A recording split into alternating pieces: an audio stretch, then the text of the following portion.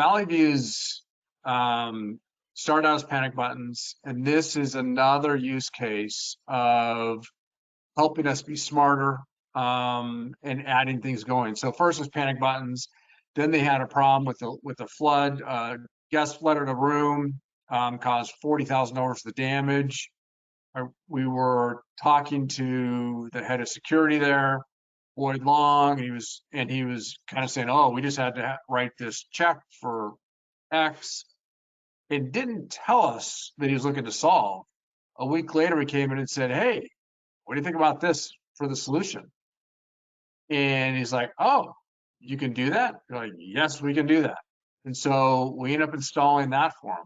At the same time, this was the example of the MOTOTRBOs I talked about earlier, is they were doing the panic buttons. Our security force, the security group, because it is a casino, actually has pretty extensive security group.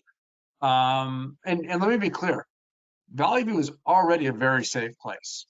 It was already safe. So they didn't put the panic buttons in because they had a problem, but they were adding another layer of safety to their organization. And so they already have these people that are called security guards, obviously, but they were carrying devices around, and so we were able to turn those on just by turning them on because we already had this platform built. We already had the infrastructure in place that we're able to turn their radios on. So now instantly, they are now able to do indoor geolocation, so right floor and right room throughout the property.